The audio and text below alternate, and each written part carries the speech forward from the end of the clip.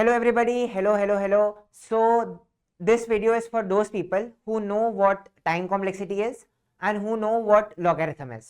इस वीडियो में हम बाइनरी सर्च सीखने वाले हैं, जो कि कंप्यूटर साइंस का एक बहुत फंडामेंटल एल्गोरिथम है। ऑल्सो एक कॉम्पिटिटिव प्रोग्रामिंग में भी बहुत जगह पे यूज होता है। इसकी खास बात क्या है कि एक लीनियर सोल्यूशन, जो कि मतलब ऑर्डर n सोल्यूशन को ये ऑर्डर log n में कन्वर्ट कर देता है।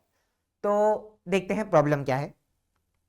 प्रॉब्लम है कि हमें एक सीक्वेंस दी हुई है जिसमें स्टार्टिंग में जीरोज है एंड एंड में वंस है, और हमें क्या करना है, हमें फर्स्ट वन का इंडेक्स निकालना है। ध्यान रखना, कंप्यूटर साइंस में जो इंडेक्सिंग होती है वो जीरो से स्टार्ट होती है, तो इसका आंसर जो होना चाहिए वो 6 होना चाहिए। ओके, सो इसका एक तरीका क्या है, एक तरीका है कि जीरो से स्टार्ट करो, हर एलिमेंट को चेक करो, अगर तुम्हें 1 मिल गया तो वो इंडेक्स रिटर्न कर दो, नहीं तो आगे बढ़ो। अब इसमें बुरी बात क्या है, इसकी टाइम कॉम्प्लेक्सिटी कितनी होगी।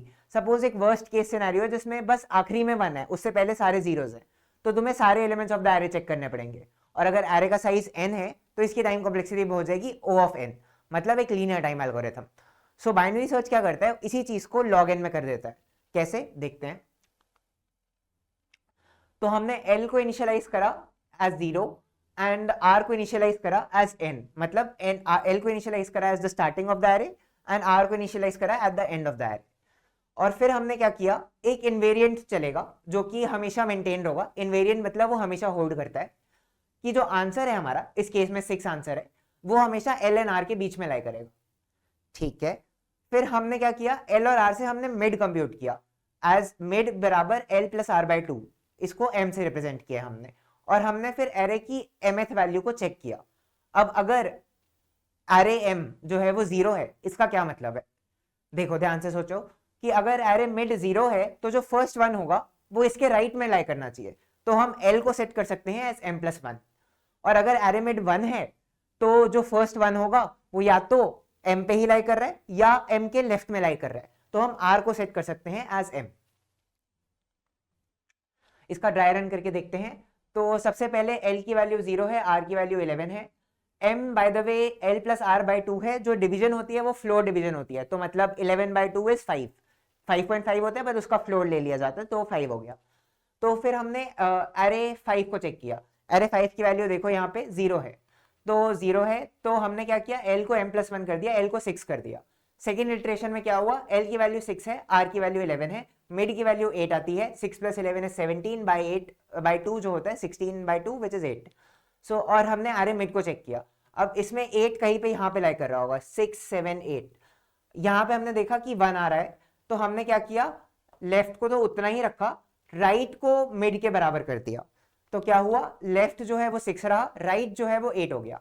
अब 6 और 8 को चेक किया, मिड आया 7, 7 पे हमें पता चला कि 1 आ रहा है, फिर हमने दोबारा राइट को श्रिंक कर दिया। अब जो L और R की वैल्यूज है वो 6 एंड 7 है। 6 एंड 7 पे हमने देखा कि मिड जो है वो 6 है, मिडल पे क्या आ रहा है, 1 आ रहा है, तो हमने राइट को दोबारा से श्रिंक कर दिया। फाइनली क्या हुआ, finally L equal to R हो गया। और हमारा इनवेरिएंट क्या था, ये याद रखना, हमारा इनवेरिएंट था कि जो आंसर है वो हमेशा L और R के बीच में लाई करता है। बट फाइनली क्या हुआ, हमारे पास L और R सेम हो गए, तो वही हमारा आंसर है, तो हमारा आंसर जो है वो 6 है। ओके, तो टाइम कॉम्प्लेक्सिटी ब्रूट फोर्स की ऑर्डर n है, बाइनरी सर्च की log n है। जैसे जैसे n बढ़ता जाता है, on जो है वो लीनियर टाइम एल्गोरिथम है। तो सपोज कितना है ये, मतलब जितना भी है 10 टू द पावर 1 2 3 4 5 6 7 8 9, तो log n अगर लेता हूं मैं log टू द बेस 2, तो ये अप्रोक्सीमेटली 30 आता है। तो साइज देखो, मतलब on का कितना टाइम लग रहा है एंड log n में कितना टाइम लग रहा है, तो log n is a very fast algorithm. अब इसकी एप्लीकेशन क्या है, सर आपने तो जीरोज एंड 1 सिखा दिया, जीरोज एंड 1 थोड़ी मिलेंगे हमें तो एक्चुअल कोड मिलेगा, एक्चुअल प्रॉब्लम मिलेगी। तो इसकी एक एप्लीकेशन देखते हैं। एप्लीकेशन है lower bound. Given a sorted array and a target, find the index of the first element which is greater than equals to target. For example ये हमारा सॉर्टेड एरे है 1 3 5 7 9 11 13 15। ठीक है, अब इसमें हमें क्या करना है, हमें 7 से बड़े फर्स्ट एलिमेंट का इंडेक्स निकालना है, 7 या 7 से बड़े फर्स्ट एलिमेंट का इंडेक्स निकालना है। तो आंसर होना चाहिए इसमें 3, बिकॉज 7 इटसेल्फ एग्जिस्ट करता है। तो इसमें हो क्या रहा है, जो छोटे नंबर्स हैं वो जीरोस रिप्रेजेंट कर रहे हैं, और जो बड़े नंबर्स हैं वो वंस रिप्रेजेंट कर रहे हैं। और प्रॉब्लम क्या हो गई है, दोबारा से सेम हो गई है कि given a sequence of zeros and ones, हमें बताना है कि फर्स्ट वन का इंडेक्स क्या है। तो if array mid is less than target, इसका मतलब 0, if array mid is greater than equal to target, इसका मतलब 1। तो अगर लेस देन टारगेट है, अगर 0 है तो क्या करेंगे, l equals to m plus 1, अगर 1 है तो क्या करेंगे, r equals to m। All right, एक और एप्लीकेशन देखते हैं इसकी, which is integer square root. Find the ceiling of square root of n, मतलब 9 के लिए 3 आना चाहिए पर 10 के लिए 4 आना चाहिए, 11 के लिए भी 4 आना चाहिए, 16 के लिए भी 4 आना चाहिए, पर 17 के लिए 5 आना चाहिए। सीलिंग मतलब the first integer which is greater than और equals to the given number. So square root of n का सीलिंग निकालना है हमें। तो इसमें जीरोस एंड 1 क्या रिप्रेजेंट करेंगे, सपोज हमने m कैलकुलेट कर लिया, ठीक है। अगर m into m less than n है तो इसका मतलब 0, मतलब नंबर टू स्मॉल है। अगर m into m greater than equals to n है, इसका मतलब 1, मतलब जो नंबर है वो काफी बड़ा है। तो हमें क्या निकालना है, given a sequence of zeros and ones, initially सारे जीरोस होंगे फिर सारे वंस होंगे, हमें निकालना है फर्स्ट वन का क्या इंडेक्स है। तो एग्जैक्टली ये हमारी हमने जो फर्स्ट बाइनरी सर्च की स्टेटमेंट देखी थी उसमें बॉयल डाउन हो जाता है। ऑलमोस्ट सारे बाइनरी सर्च के क्वेश्चंस आप 0-1 की सीक्वेंस में बॉयल डाउन कर सकते हो। तो इसमें इसका कोड कैसा दिखेगा, तो इसका कोड कुछ ऐसा दिखेगा।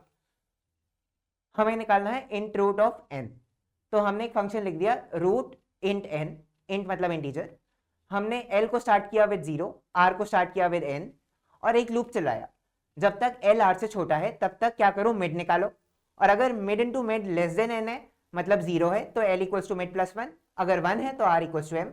और फाइनली जब तक तुम लूप से बाहर आ जाओगे तब क्या होगा, जब तुम लूप से बाहर आ जाओगे तो ये कब कब चल रहा है, ये तब चल रहा है जब l is less then r। तो फाइनली क्या हो जाएगा, l इक्वल्स टू r हो जाएगा, और तब तुम l को रिटर्न कर देते हो।